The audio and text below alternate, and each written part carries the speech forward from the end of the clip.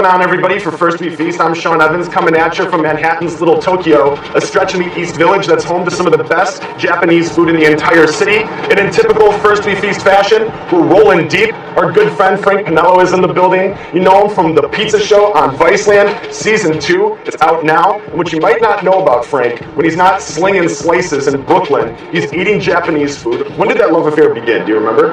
For me, the love affair with Japanese food and just all types of Asian food started a while ago, but it really clicked for me. I had a stopover at Narita, the airport in Japan, in Tokyo, and I just had this bowl of udon soup and I don't know, bells and whistles started going off. And then, if I have your story correct, you used to work in the neighborhood, right? I worked at the Chipotle around the corner. Yeah, right on the corner. So many good spots in this neighborhood, but if I walked straight down 9th Street, it turned into St. Mark's, and there's a bunch of little Japanese restaurants, so I was always going down there for a bowl of udon noodles, a little rice cake, sushi, whatever. I mean, whatever I could find to get my hands on in this neighborhood, I was eating. Well, that's exactly what we're doing today. We're going to be snacking through the neighborhood, having some of the best Japanese dishes in New York City. Sakura Yagi, she's the COO of TIC Restaurant Group. She's going to be leading the charge, so you know we're in good hands. Frank, are you ready, my man? I can't wait. Let's go.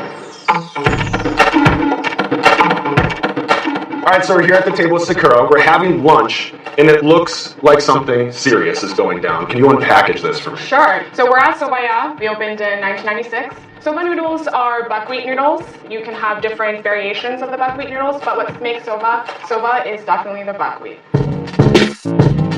So what you have is tenzaru soba. So it has the zaru soba and the tempura. And so you eat it together and not that serious, right? Yours is a little bit more serious and will take a little bit more skill maybe. But you're going to scoop out the soba from the hot liquid and then dip it in the cold zaruji. And you slurped. I did. Did you like my slurp? How was it? It was 100% Japanese slurp. I love it. This is delicious. Every bite is like a flavor bomb. In the fall time in New York, this time of year, there's nothing better than Japanese noodles, whether it's ramen, udon, or soba, in my opinion. You just come in, it's a little cold out, and eat one of these bowls, and you're just golden. I think people think of ramen as the classic Japanese noodle dish. How do they differ?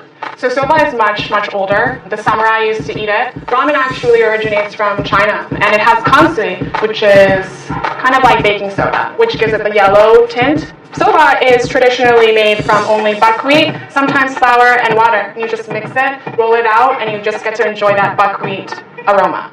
It's nice for a New Yorker to kind of be able to come to a place like this, like a guy like me come to a place like this and get traditional soba here in New York. People call this kind of strip Little Tokyo, and I think my father definitely had a hand in that. My father's first restaurant was in '84, and then from there, just kept taking over the block. Now we have 12 different Japanese concepts and 15 locations.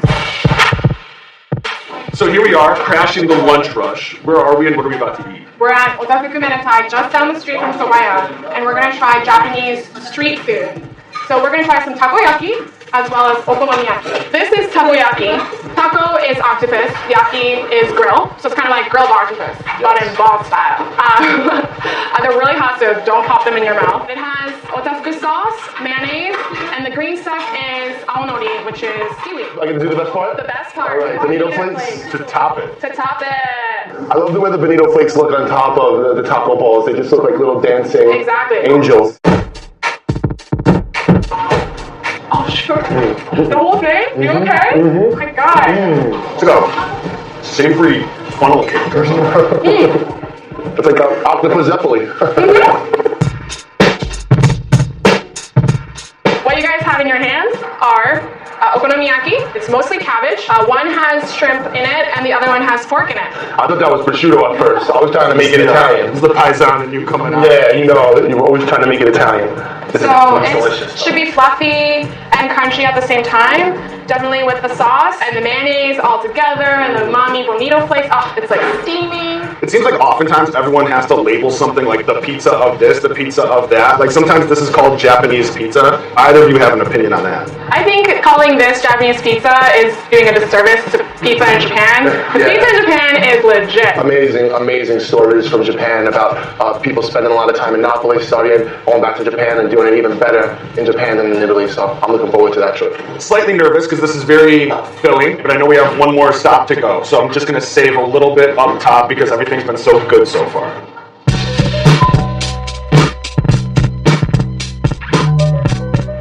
So we're We're known for our Kisaten style coffee program and our cuts sandwich and omu rice.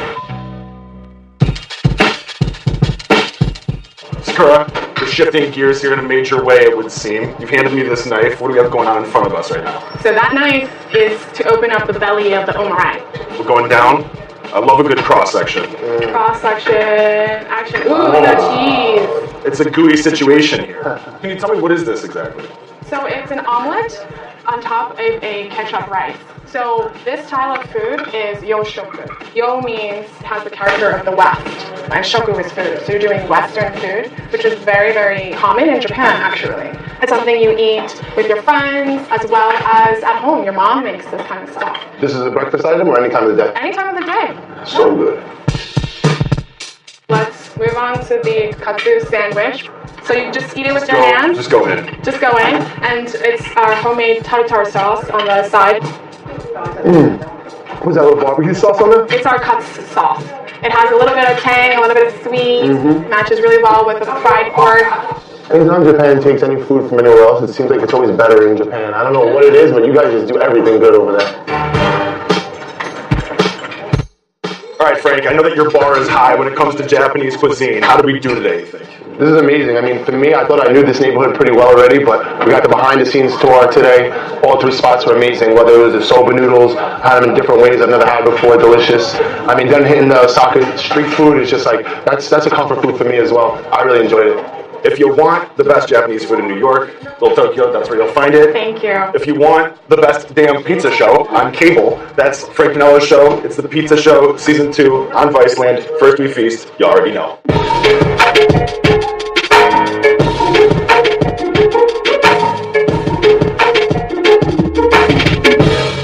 You guys got me thinking about my Chipotle days.